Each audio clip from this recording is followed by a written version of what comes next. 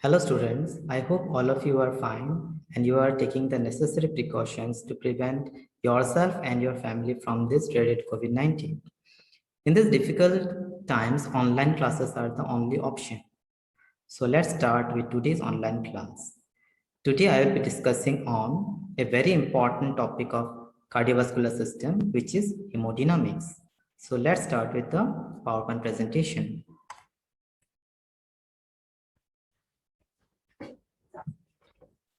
So what is actually hemodynamics? The term hemodynamics refers to the principles that govern blood flow in the cardiovascular system. So here we will learn all the different principles, all the different factors, physical factors and laws that govern blood flow in the cardiovascular system. For better understanding of the cardiovascular functions, we have to know the physical factors and laws that govern the movement of blood in the cardiovascular system. That's why hemodynamics is important.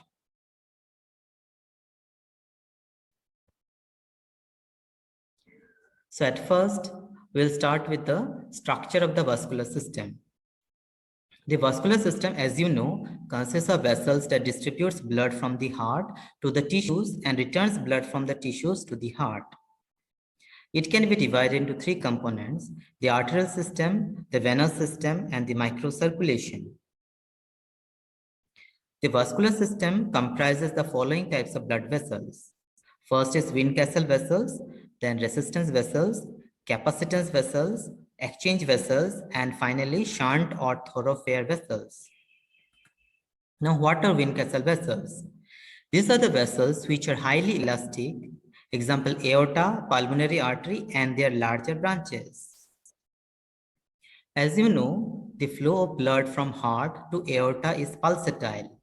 During cardiac contraction, stretch is produced on the walls of the elastic tissues of the aorta due to high volume of blood. The arterial wall comes back to regain its original position during the diastolic phase due to the elastic recoil of the aorta.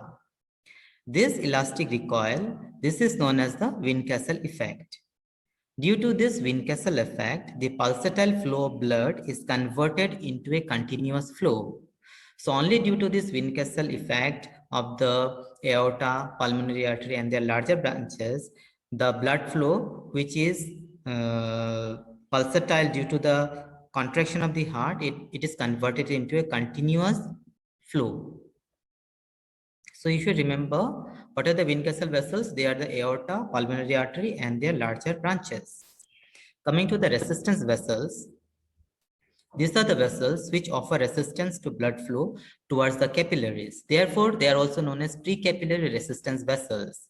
Example of resistant vessels are arterioles, metaarterioles, and precapillary sphincters.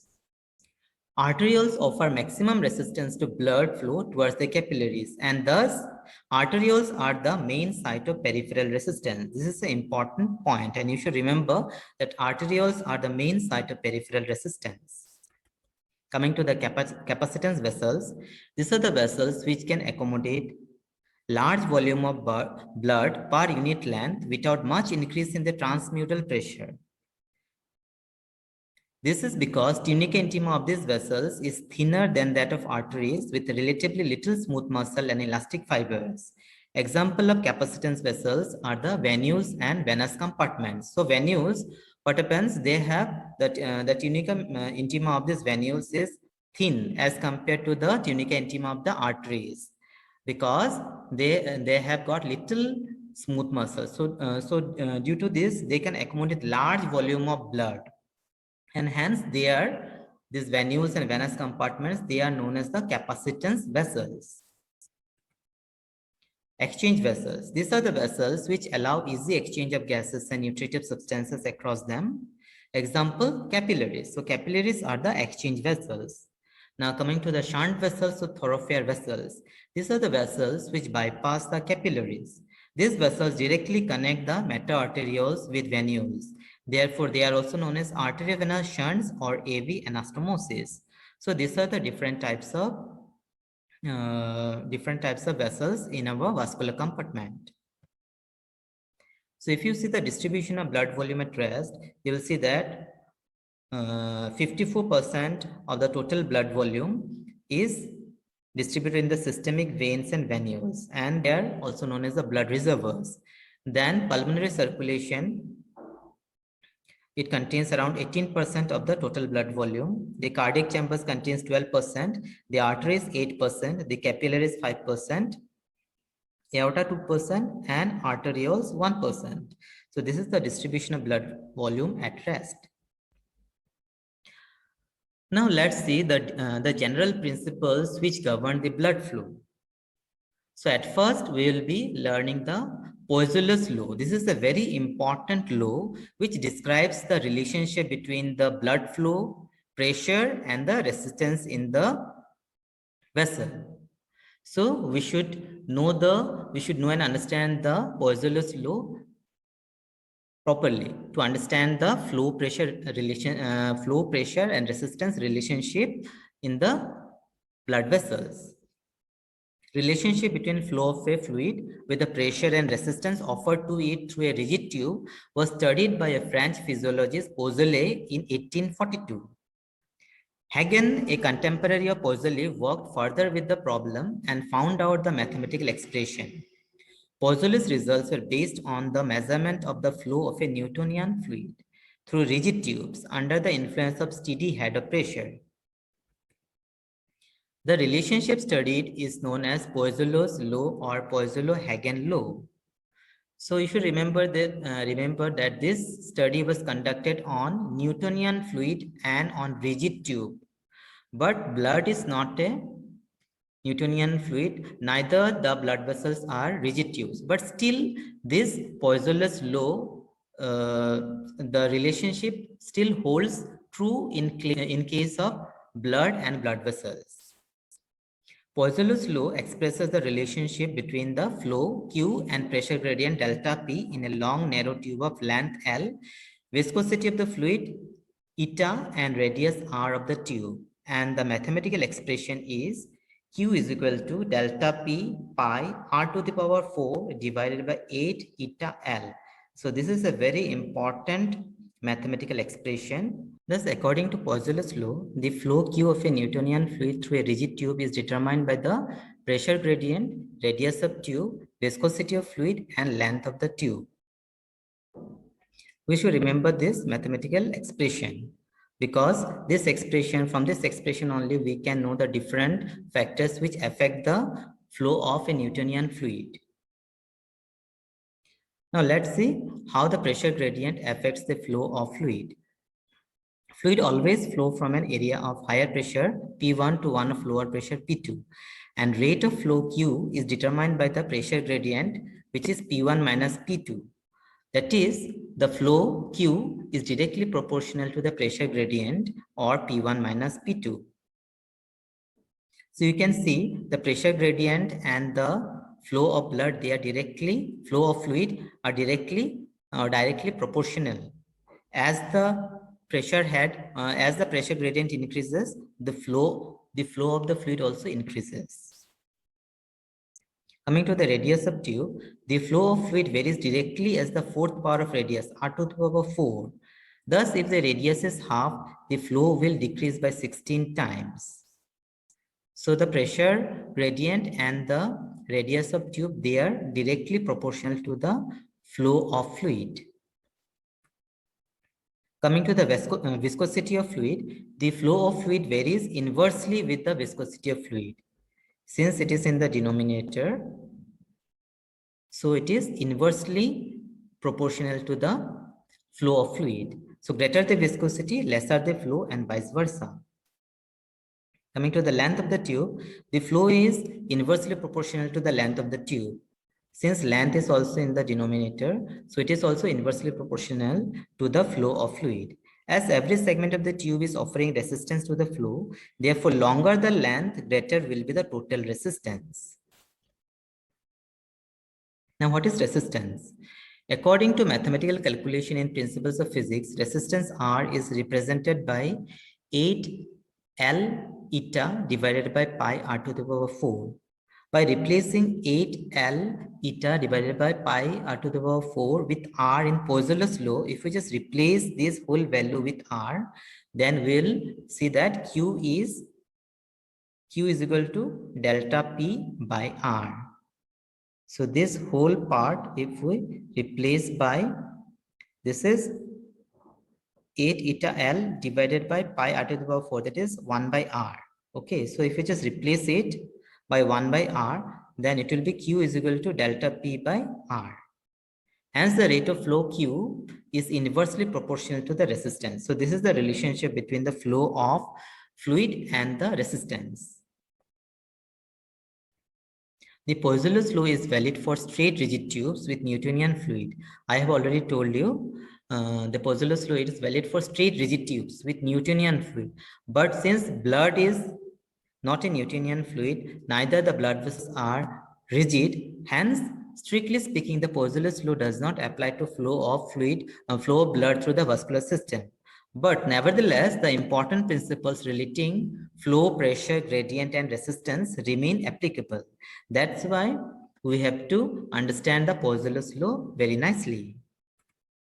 Now let's see the relationship between blood flow and the pressure gradient. According to Poiseuille's law, fluid moves from an area of higher pressure to one of lower pressure. If the length and radius of the tube as well as the viscosity of the fluid are constant, the relationship between pressure and flow through a rigid tube is linear.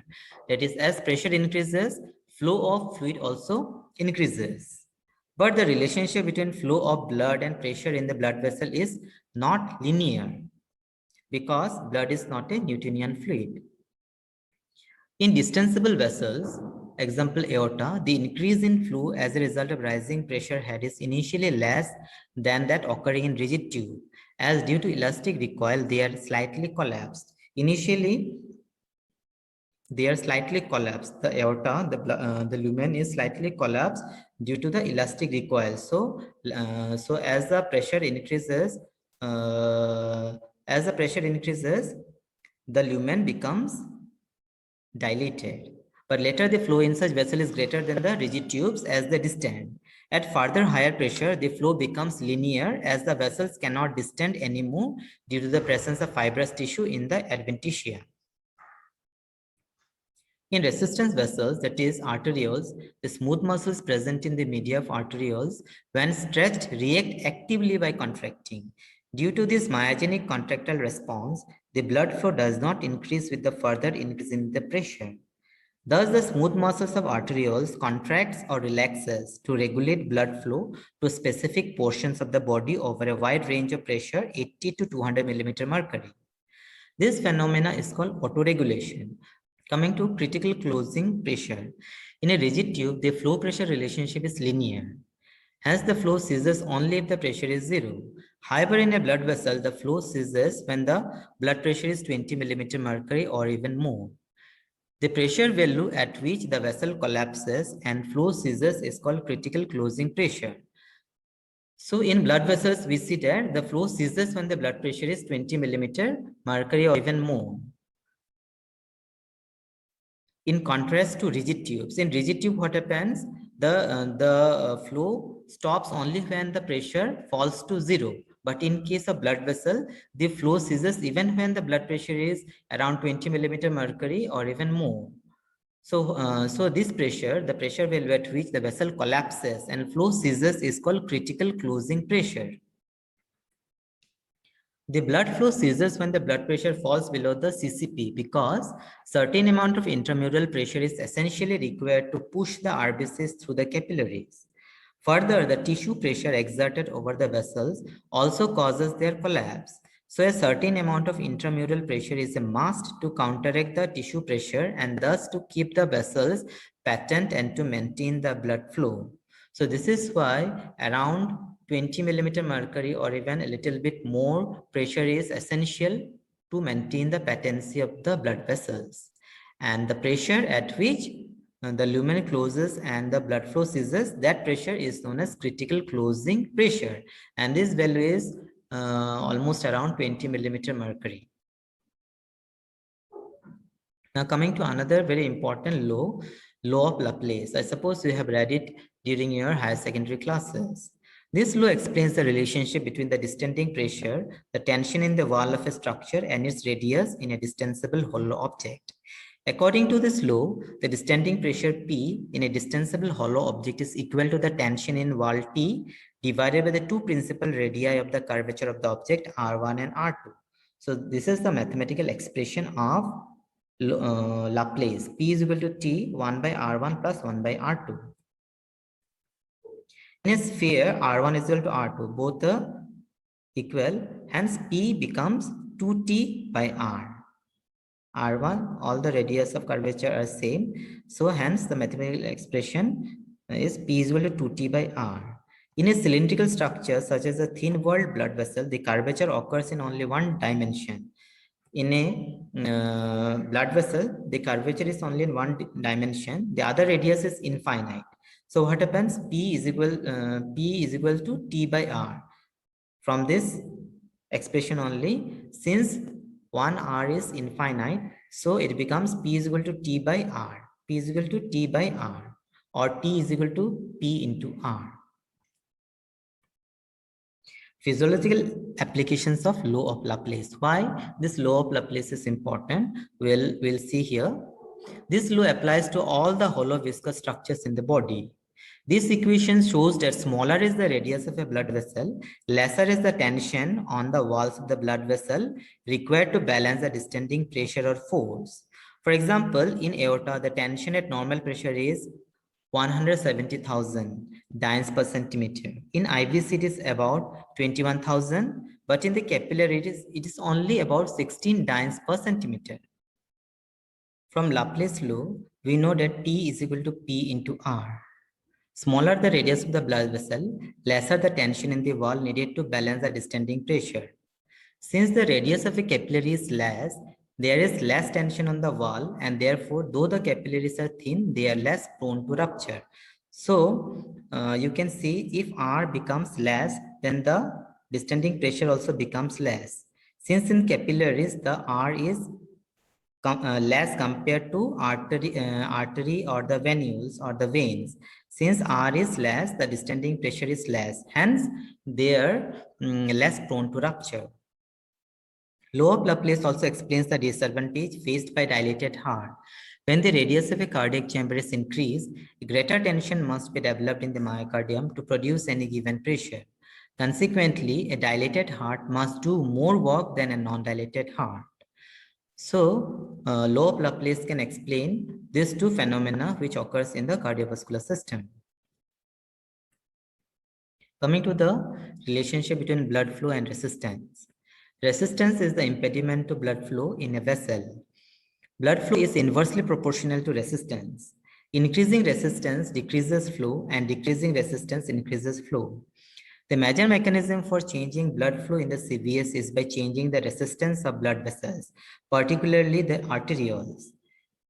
Now, what is total peripheral resistance? The resistance of the entire systemic vasculature is called the total peripheral resistance, TPR, or the systemic vascular resistance, SVR. At rest in the systemic circulation, pressure at the beginning of aorta P1 is 100 mm mercury, and near the terminal portion of IVC P2 is 0 mm mercury. So pressure gradient P1 minus P2 is 100 mm mercury. Rate of blood flow Q through circulatory system is 100 ml per second. Then resistance R of the entire systemic circulation, which is called TPR, can be calculated as R is equal to delta P divided by Q. So R is P1 minus P2. It is 100 mm mercury. Flow is 100. So it becomes 1 millimeter of mercury per ml per second.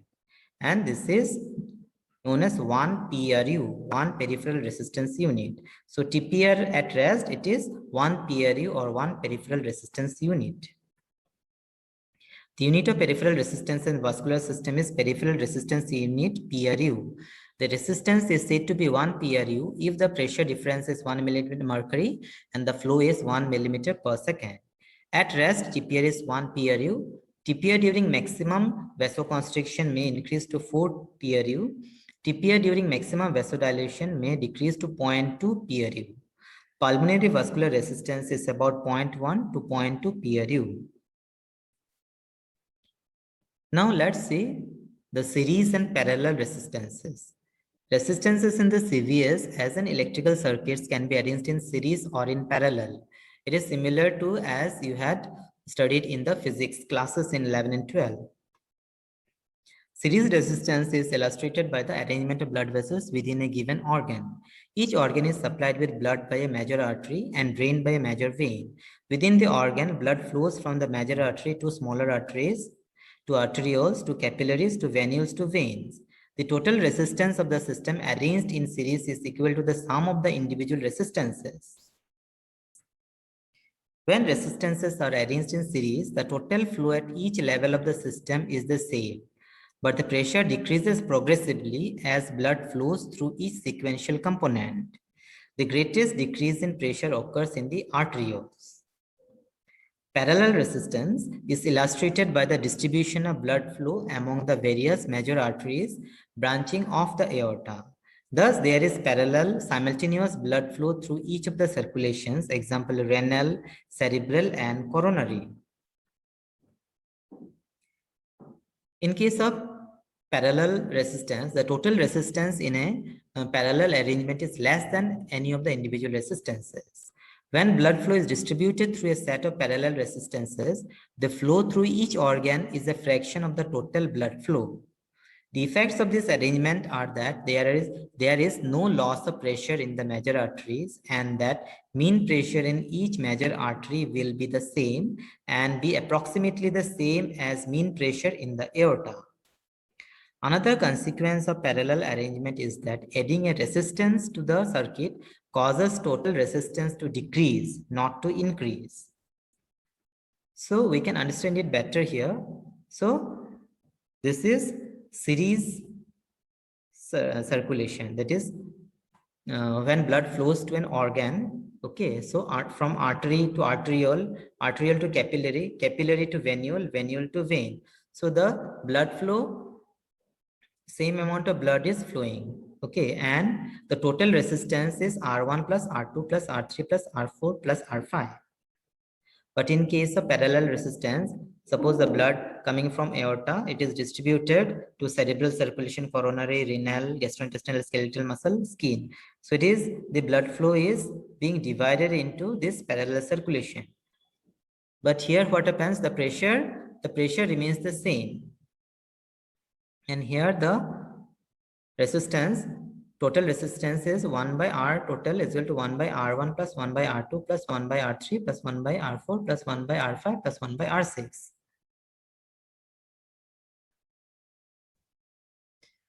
Now coming to the factors that affect resistance to blood flow. According to Poiseuille's law, resistance R depends upon the length of tube L, fourth power of radius of tube R4, and viscosity of the fluid eta.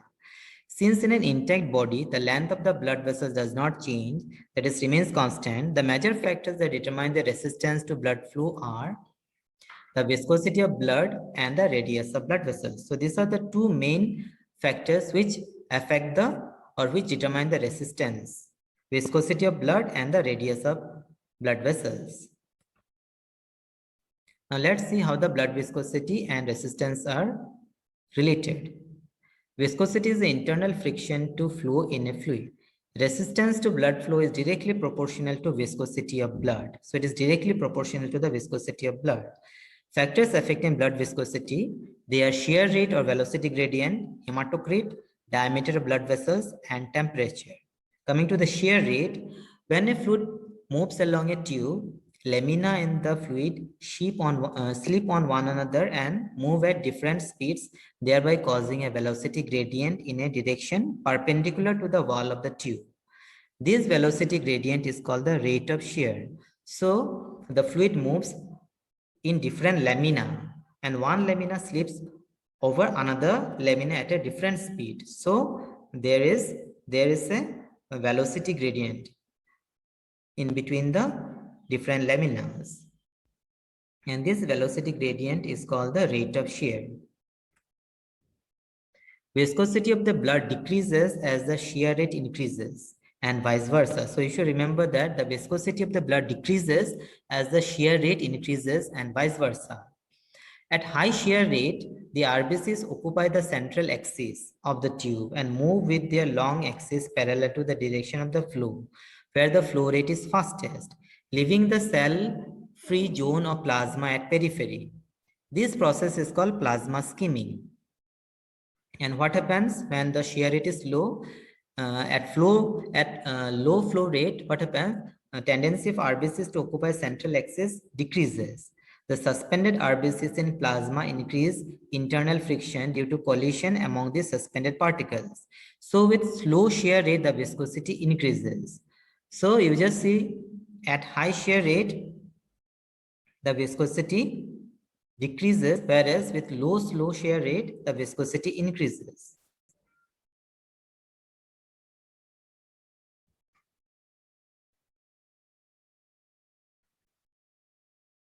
Now coming to plasma skimming, in blood vessels, cells mostly accumulate at the center of the flowing column of blood. Therefore, the portion of blood which is available at the periphery of blood vessels that is close to the vessel wall has low cell content. Blood entering into smaller branches arising from a large vessel mainly comes from the peripheral part of the column of the blood. The smaller branches receive blood containing less red cell. This phenomenon is called plasma skimming.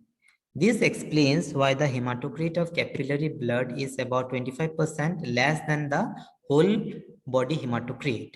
So what happens? When the blood flows with a high shear rate, what happens? There is occurrence of the plasma skimming. That is, the RBCs, they occupy the central column, whereas the plasma comes to the periphery. This is known as the plasma skimming.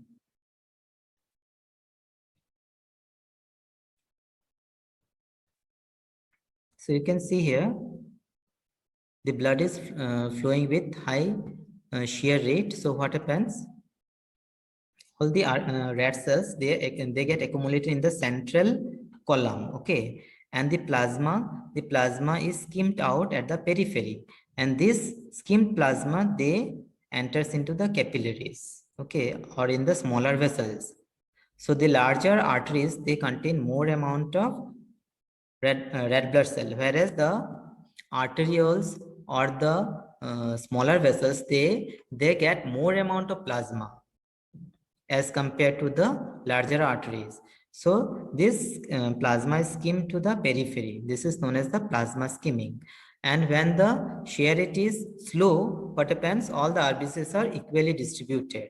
So here you can see that the RBCs are also entering into the capillaries or the smaller vessels. So this is the case with slow flow rate, and this is the case with high flow rate. In case of high flow rate, we get the plasma skimming, and the more amount of plasma enters into the capillaries. Since more amount of plasma enters into the capillaries, so the hematocrit is less than the whole body hematocrit. Now let's see how the hematocrit affects the viscosity of blood. An increase in hematocrit leads to increased viscosity, which reduces blood flow. The effect of increased hematocrit on viscosity is affected by the diameter of the vessels. In large vessels, increase in hematocrit causes appreciable increase in the viscosity. However, in small vessels like arterioles, change in viscosity per unit change in hematocrit is much less compared with large vessels. So this the reason we will learn in the next slide. So how the diameter of blood vessels affects the viscosity. The relationship between the viscosity and diameter of the vessels is expressed as Farias-Lindquist effect. According to their experimental observations, the viscosity of blood in vessels with diameter less than 300 micron is less than the viscosity of blood in large diameter vessels. So this effect is known as the Farias-Lindquist effect. Due to the phenomena of plasma skimming in large and moderate sized vessels, there is a cell-free zone at the periphery. The width of this cell-free zone at the periphery is constant, whatever may be the tube diameter, and correspondingly occupies a bigger proportion in narrow tubes. As a result, the total relative viscosity is less in smaller diameter vessels.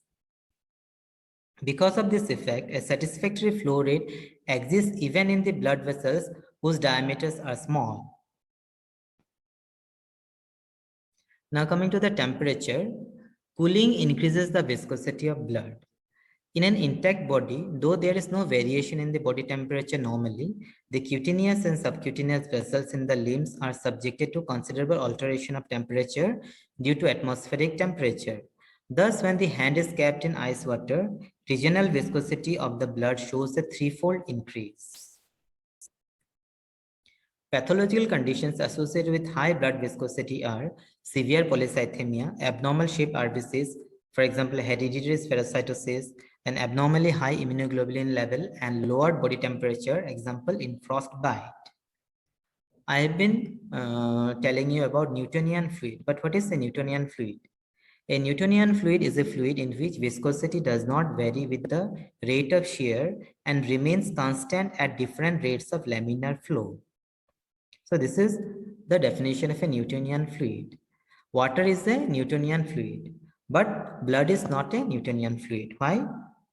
Because unlike water, which is a Newtonian fluid, the viscosity of blood changes with flow. Hence, blood flowing in a blood vessel is not a Newtonian fluid. Now, coming to the relationship of radius of blood vessels and resistance. The rate of flow is proportional to the fourth power of the radius of the blood vessels. Thus, even a small change in the caliber of the blood vessels produces a marked change in blood flow. There is little resistance in aorta and large arteries. Arterioles are the major seat of vascular resistance. Thus, constriction of arterioles increases the resistance and decreases blood flow and vice versa. Coming to the velocity of blood flow. The velocity of blood flow refers to displacement of blood per unit time, while the rate of blood flow is the amount of blood flowing per unit time. So what is velocity of blood? It refers to the displacement of blood per unit time. You should not confuse with the rate of blood flow. Rate of blood flow, it is the amount of blood flowing per unit time. But the velocity of blood flow, it is the displacement of blood per unit time. Velocity and cross-sectional area relationship. The relationship between velocity V, quantity of blood flow Q, and cross-sectional area A of the blood vessel is V is equal to Q by A. Thus, if quantity of blood flow remains constant and the cross-sectional area increases, then the velocity of blood flow will decrease. Since cross-sectional area of capillary is 1000 times as that of aorta, the velocity of blood flow in capillaries is approximately 1 millimeter per second as compared to 40 centimeter per second in aorta. So this is the reason why the velocity of blood flow is very less in capillaries. Coming to the circulation time. Circulation time refers to the time taken by the particles in blood in reaching from one point to another. It measures average linear velocity of blood. Calculation of circulation time in different regions of the blood has clinical importance. The circulation time between 2 points can be estimated by injecting a substance into one segment of the circulation and noting the time lapse when it can be detected at another point. Arm to retina circulation time is estimated by injecting fluorescent dye in the vein of arm and detecting its appearance with the fundus camera on retina. Then arm to tongue circulation time can be estimated by injection of bile salts in the vein of arm and appearance of bitter taste of bile salts. Average normal arm to tongue circulation time is 15 seconds. Arm to face circulation time is estimated by injecting histamine in the arm vein and noting the time taken for causing flushing of face. Average arm to face time is 24 seconds. Factors affecting circulation time are cardiac output, exercise, excitement, adrenaline, and basal metabolic rate. Now coming to a very important topic, that is the types of blood flow. Blood flow in the vascular system is of two types, laminar blood flow and turbulent blood flow. What is laminar blood flow? Blood flow in the blood vessels is normally in a streamline, like the flow of liquids in a narrow rigid tubes. Such a blood flow is considered to consist of a series of thin lamina slipping over one another. The outermost lamina in contact with the wall of the blood vessel does not move, and the next lamina has some velocity. The subsequent inner layers have progressively increasing velocity, and thus the innermost lamina, that is the core of the bloodstream, has the maximum velocity. So you can see here, this is the laminar blood flow. So this layer, it is in contact with the wall. So it has got zero velocity. Then the next lamina, it has got some velocity. So similarly, so the other lamina also keeps flowing, and the highest velocity in the central part, the lamina occupying the central part, it has got the highest velocity. Now coming to turbulent blood flow. The laminar blood flow occurs up to a certain velocity, at or above which the blood flow becomes turbulent. The velocity of flow at which blood flow becomes turbulent is called critical velocity. So what is critical velocity? It is the velocity of flow at which blood flow becomes turbulent. In turbulent blood flow, the blood moves in irregular varying paths, continuously mixing within the vessel and colliding with the vessel wall. So you can see here, this is the turbulent flow. So there is no laminar flow, but all is occurring in a random fashion. It is colliding with the wall. Okay, so there is no regular, or there is no regular flow of the lamina.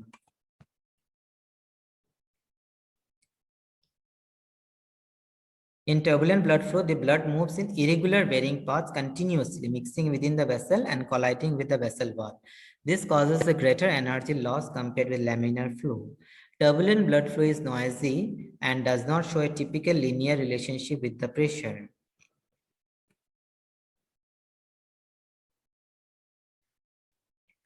So these are the differences between laminar flow and turbulent flow. So laminar flow, the flow occurs in layers. Flow is streamlined. In turbulent flow, no layers, flow is distributed. Velocity of flow below the critical velocity. Turbulent flow above the critical velocity. Reynolds number below 2000, turbulent flow above 3000. Association of sound, laminar flow is silent or soundless, but turbulent flow is associated with sound. Now Reynolds number. Now what is the probability of turbulence? The chances of blood flow becoming turbulent are determined by the probability of turbulence, which is denoted by Re, or Reynolds number, named for the man who described it. According to Reynolds, the probability of turbulence Re is directly proportional to the density of blood rho, diameter of the vessel d in centimeter, velocity of blood flow v in centimeter per second.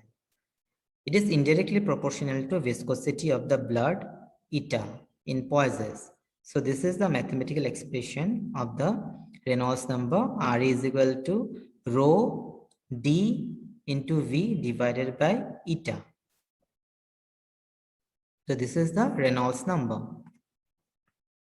Blood flow is usually not turbulent when Ra is less than 2000. Chances of blood flow becoming turbulent flow are increased when Reynolds number exceeds 2000.